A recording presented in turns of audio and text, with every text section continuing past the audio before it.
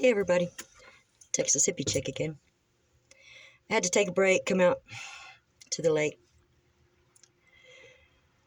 I want to bring you on this little journey with me because I know that there's somebody out there that needs to hear the story. I got myself in some messed up relationships. And, this is hard to talk about, but I feel like I got to.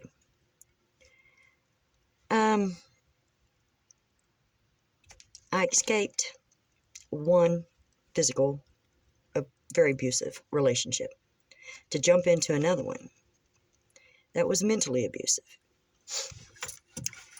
I did learn my lessons. I learned something out of them. Had to be strong. You know, there was times that, this is what I want to talk about. When I left the first one, I jumped into another relationship. I was at that point where I thought I needed somebody to save me because I didn't know how to save myself, but I knew I needed out of there. That's how that relationship started. And it was very dysfunctional. And I thought that that was my soulmate. He rescued me.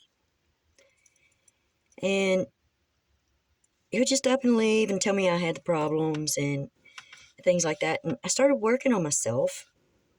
I started painting. This is how Texas Hippie Chick started. I could always make a house into a home. But when I moved here, I had nothing. But I had my kids, my grandkids that I adopted.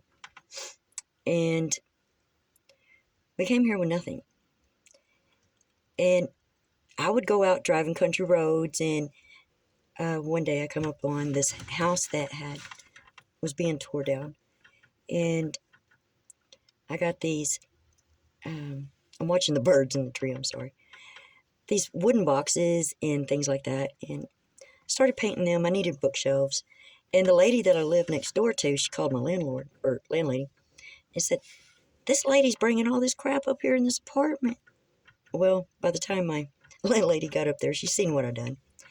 And it looked cute. And from there, people would start bringing me all kinds of stuff to fix.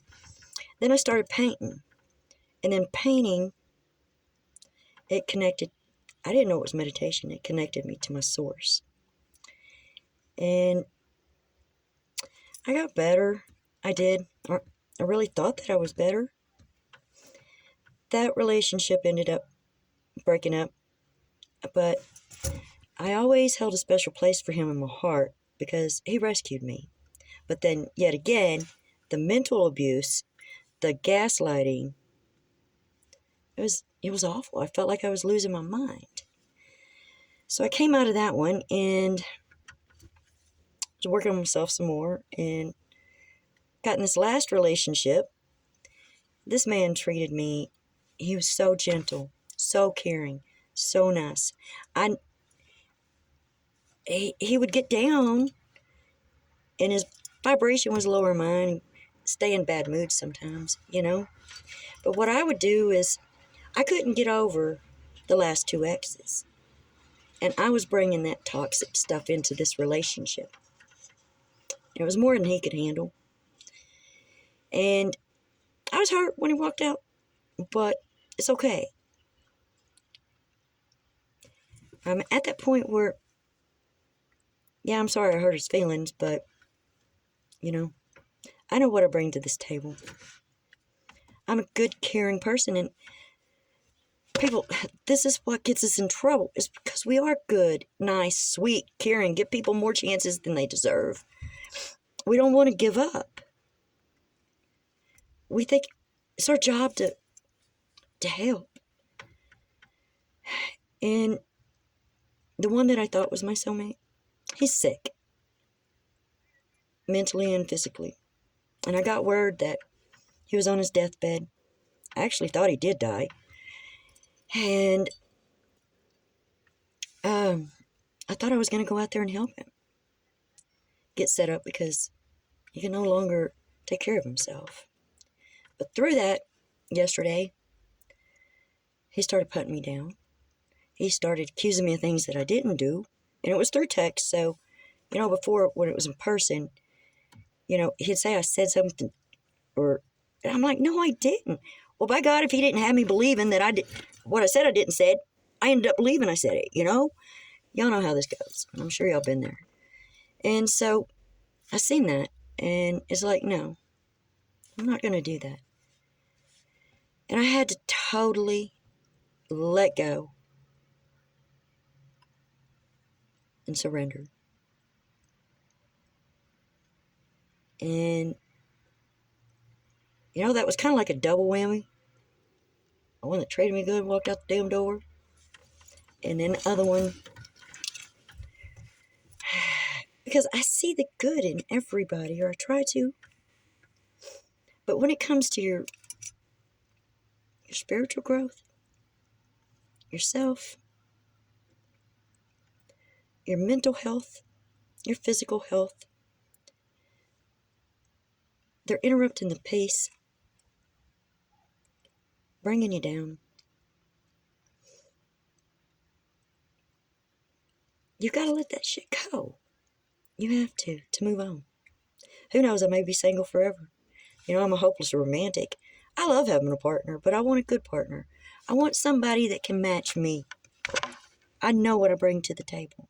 I'm stable. Well, maybe not all the time. I do get a little crazy, okay? Plus, they say we're crazy. Depends on the type of crazy, okay? But, I know what I bring to the table. I'm beautiful, talented, smart, got a heart of gold. And I want to encourage people, build people up. I want a relationship where we do that. We build each other up, not tear each other down. But I want somebody also to, when I'm being stubborn, to have a way to make me listen, to see the things that I need to straighten up. Hold on. Straighten up in myself. I'm not perfect, but I'm working on myself.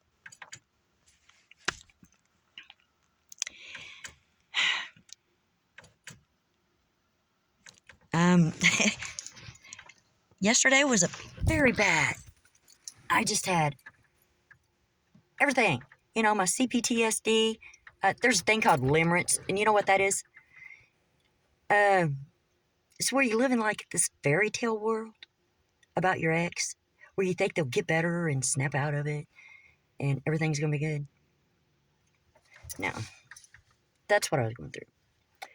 Besides that, the abandonment issues that kicked in, I almost started doubting my self-worth. But I know who I am. And I know that if it's meant to be, it will. It'll come back around. He's a good man. And you know what? Or he's a good man to me. I've heard stories before. I try not to go there and judge people like that. Oh God. This is like, I have a feeling that somebody needs to hear this. I used to think it was my artwork and getting my artwork out there, my furniture and stuff like that. Well, that really hadn't went nowhere, but maybe people need to hear my voice. But through my artwork, I found God, and I found me, and I learned how to love me.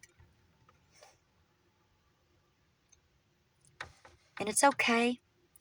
When you're with abusers, they want you to keep your mouth shut, not voice anything.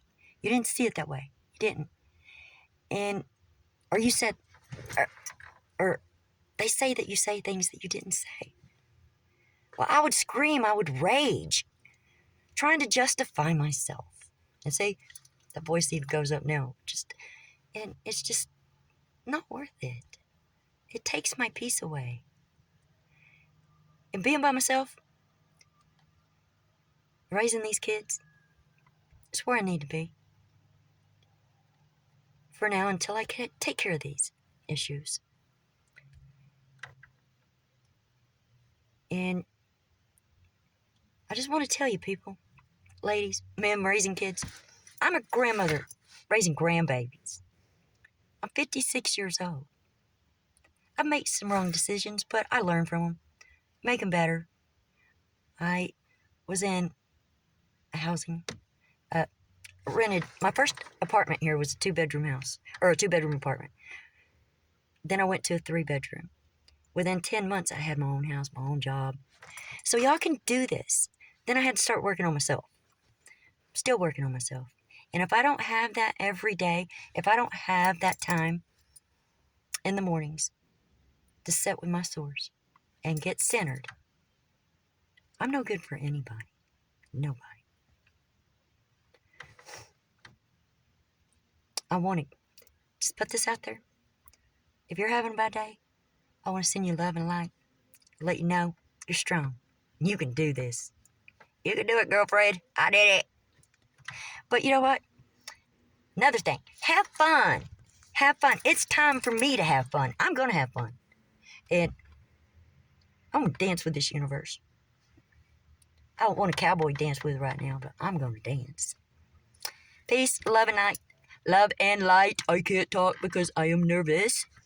But I love you guys. And next time I get another message or I feel like I want to talk, I'll just get on here, okay? Bye-bye.